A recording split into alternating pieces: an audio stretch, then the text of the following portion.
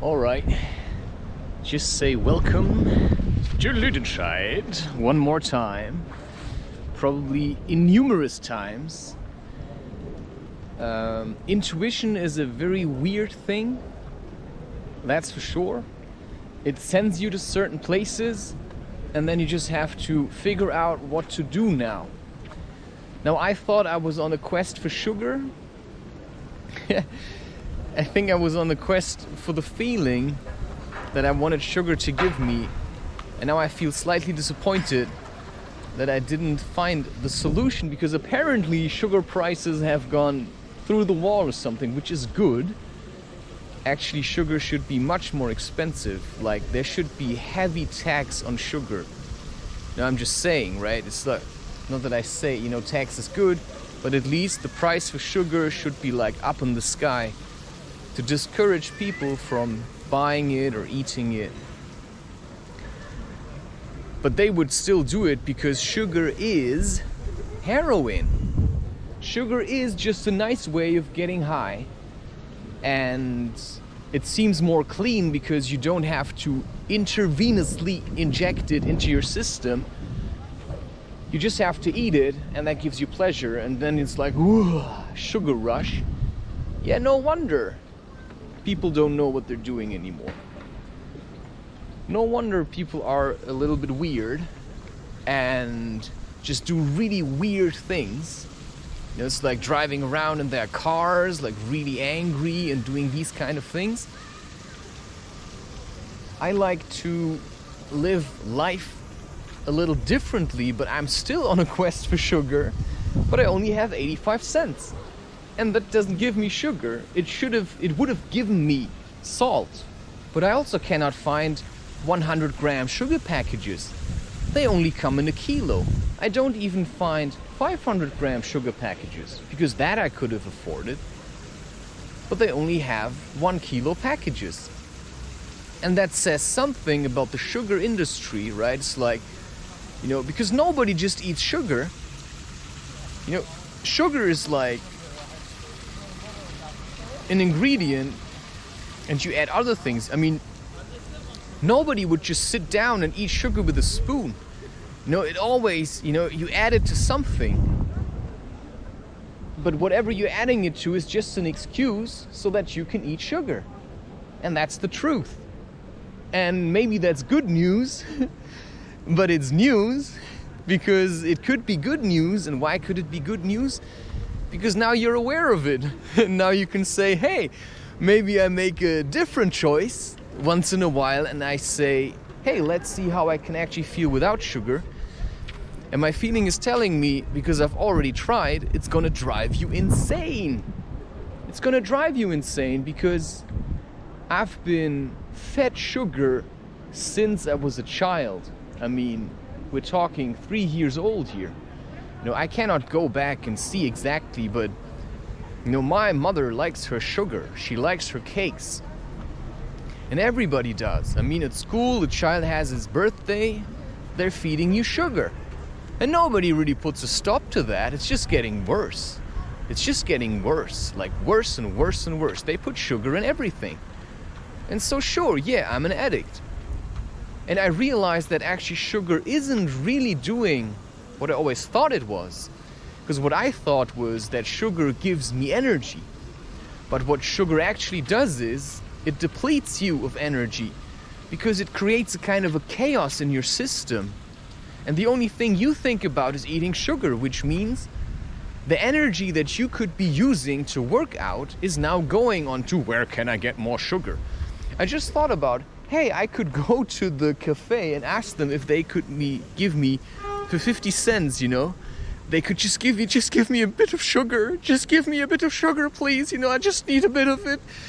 It's like, you know, I couldn't afford 1 kilo, but maybe 2 bags of sugar. You could give me that at least. And then they say, come on, take it for free, man.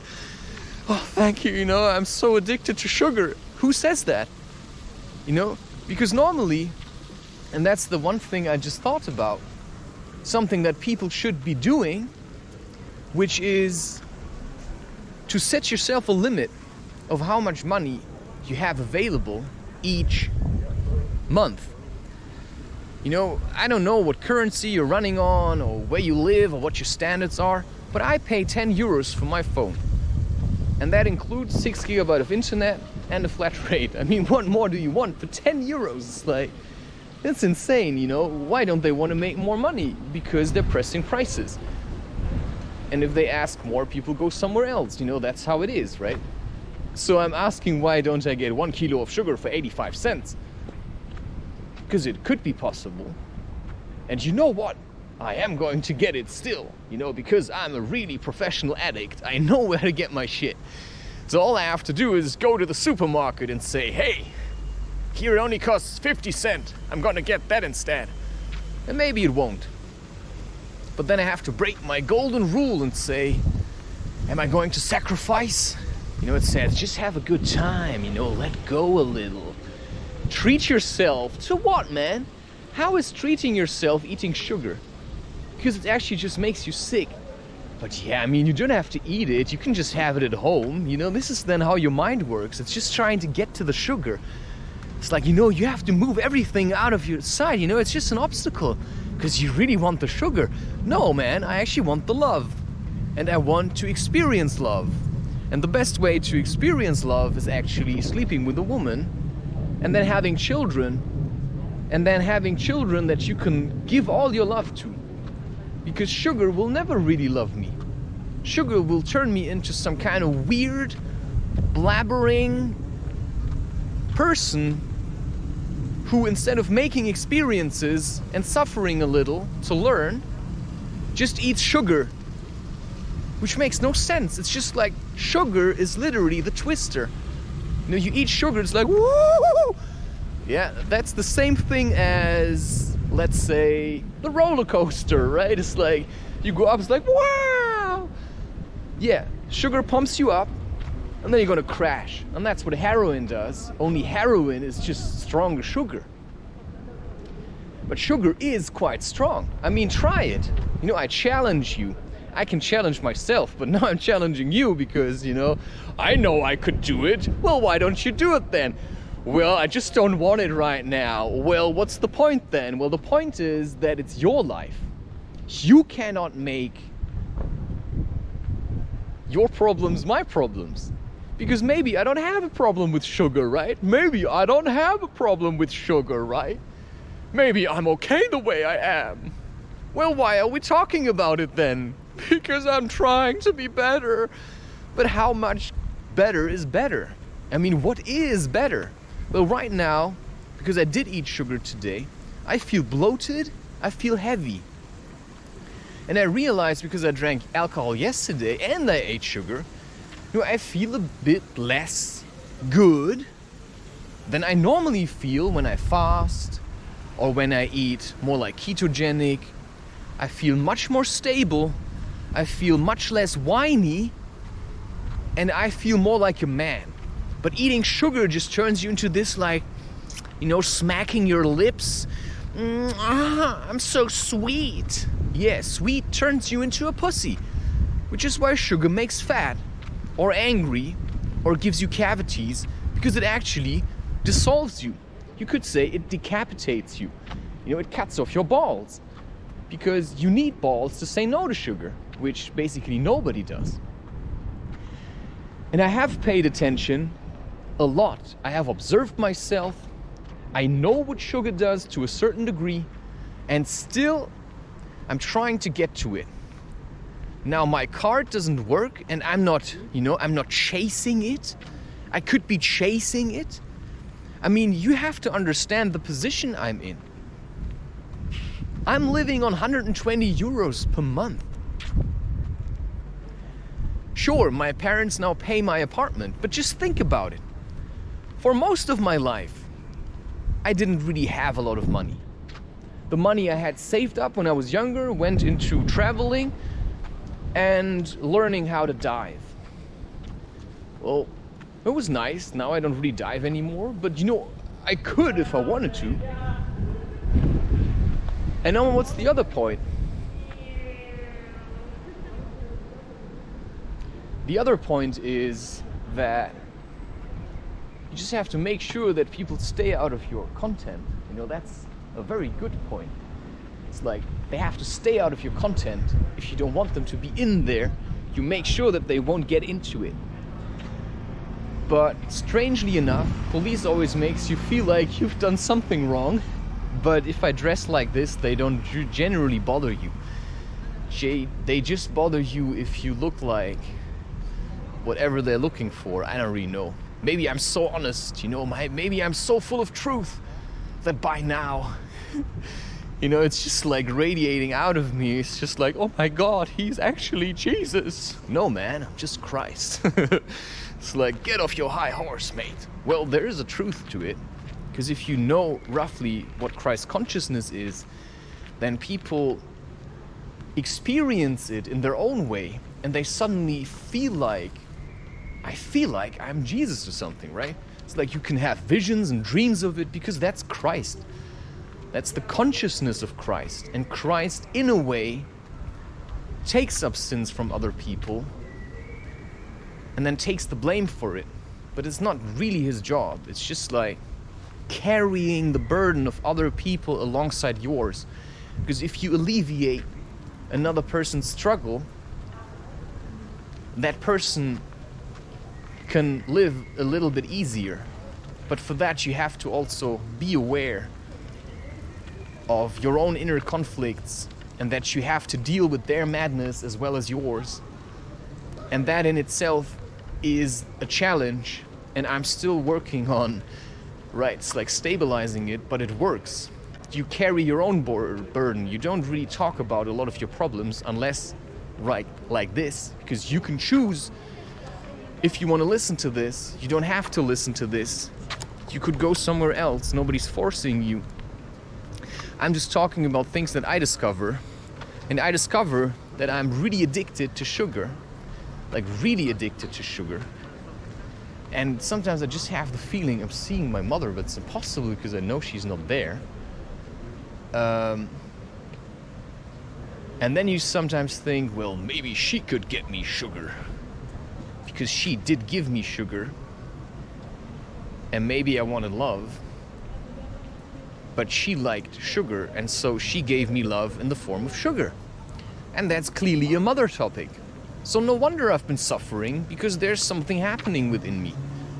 And I'm experiencing also withdrawal symptoms, because I'm not at home anymore so much. And now I'm trying to get love from someone else. Yeah, I'm like running around like a peacock. Just like that pigeon, you know? And so sometimes I'm just avoiding getting what I want, or what I think I want, what I think I need, right? It's like now the sugar. You know, I'm not really as motivated to get the sugar because I actually don't want it. So what do? I just meander around. You know, I go, I type in my PIN, it doesn't work. Oh, well, you know, that's like my own sob story. I wanted the sugar, but I couldn't get to it. You know, that's the mentality of a drunkard, of an alcoholic, but not just an alcoholic, of any addict. It's not just sugar addiction. It's not just this, you know, it's also, you know, I wanted to love a woman, but I couldn't, so now I'm trying to fill the hole with someone else. Like, okay, you know, go for it. Have a blast. Have a blast, you know, just go and, you know, stick it into someone else, you know, just stuff yourself with cake. You know, just go to a cafe and, you know, read a book so that other people think, oh, he looks interesting, maybe they're going to talk to me. No, man, you have to go and talk to people. And when you realize that when you do that, you know, people start getting addicted to you, then you will also find ways to just keep them away a little bit. Because that's also a good point.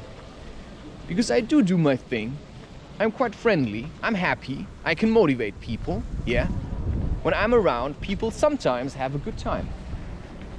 But if they would always just wait for me, then it creates a bit of a problem for myself. Because then I suddenly feel like I have to take responsibility for a bunch of children that sit around in parks and waste their money on, I don't know, alcohol, cigarettes, and cannabis. And then they wait for me to play frisbee. So I told them earlier, because I was in the park and they did approach me, hey, don't you want to come and play with us? And I said, hey, you know, instead of buying cigarettes, you could buy a frisbee. You know, a good frisbee costs you 15 euros, 1.5, or 17 or 20, right? If you want one that glows in the dark, maybe it's 25. But, well, only if you charged it in the sunlight, if you get what I mean. So, right, if you want someone to be around you that's been charged with sunlight, well, the only person that can do that for you is you.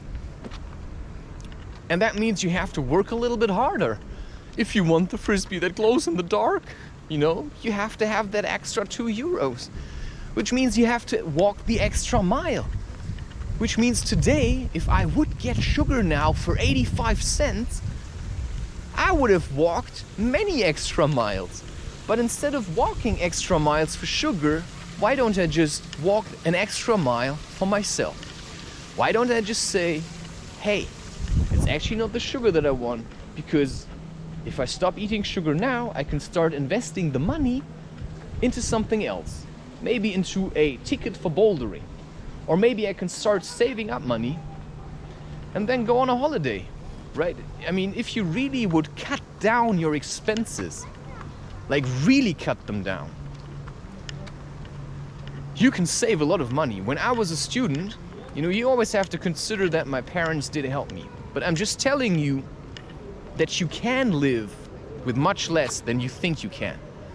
So while I was a student, you also get like help from the government, right? When you're a student, they say, here, you know, you study, you get a little bit of money, because they think in the future they're going to get something out of this, because now he's going to be an engineer, right? Yeah, and so they helped me, my father helped me a little, so I didn't have to work. And I also didn't, but I did sometimes.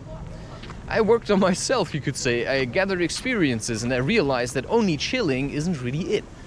So I just had to find my own way of doing things. And I did, apparently, as you can see, but I had help. And so sugar did help me for a while, but it also kind of restricted me in a way. Certainly. So you just have to see what's the cost and what's the benefit. You know, if I rely too much on sugar, then I'm gonna get weak. So I have to have also days where I maybe try to just be without it and then realize how angry it's gonna make me. Because what is that anger? It's also your inner child. I want that love, give me sugar instead. Because that's how I received it all my life, through sugar. And now I'm getting it through, you know, I don't know, maybe an injection or something. So it's always your choice if you want to replace what you could give yourself with things from the outside. You know, I'm still trying to find a place now where I can find sugar for 85 cents. I actually think it won't work, but you never know until you do. And that sometimes takes a while. And sometimes you just say, you know, actually I looked enough now and I don't really feel like I still need it. And then you just move on. And that's also a good point. A really good point, because sometimes that's just how it is. Sometimes you just have to move on and just say, I'll just let that go. You know, I'll let that woman go, I'll let the sugar go, I'll let, you know, watching anime go, which is hard. I mean, believe me, because my heart clings to it. You know, it still wants this feeling I once had. You know, it's when I was smoking shisha a lot. And then I liked smoking shisha, but I liked smoking shisha in company. And when I smoked it at home alone, it was like, that wasn't it anymore. It was so boring. You know, I really liked blowing out smoke, but I also liked it because I was very good at blowing out a lot of smoke. You know, for some reason I had a lot of lung capacity that others didn't have. And I don't know why, but I had it. And I made use of it in a very actually stupid way. Anyway, and so this is more like a dirty part. But the way it went was, at one point I just stopped smoking shisha. And now it might be that if somebody would ask me, maybe I would still try, but I'm actually like, at one point you're just over it. So if you get past that critical point of, sugar addiction, you really want it, then you're safe. You just have to get past the critical point. It's just the critical point of having sex for me. If you get past that, you realize, oh wow, now it's actually okay. I realized I can live without it. That's the first experience. Oh wow, that looks nice. That's the old music school. Now they build a new one, which I don't really get. What are they going to do with this building? It's just going to be empty. And then they're going to replace it with something new and ugly. But maybe that's what the times also require, because buildings do. Yeah, you could still renew it. It's a sturdy building. It's not like, it doesn't have to face tornadoes or something. Anyway, so every time I say anyway, I think about Hemingway. And a part of me thinks like, oh, just think about it, everybody's gonna wait for you to say it. Every time you're gonna say anyway, they're gonna wait for you to say Hemingway. It's like, all right. Yeah, because it's always the reminder. That's where you could land when you're a little bit too unserious about it.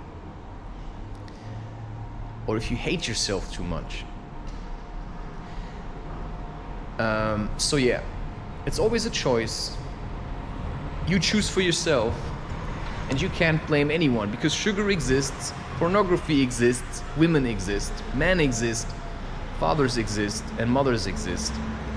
And your life is the way it is, because that's what it is. And now you have to find a way to make the most out of it.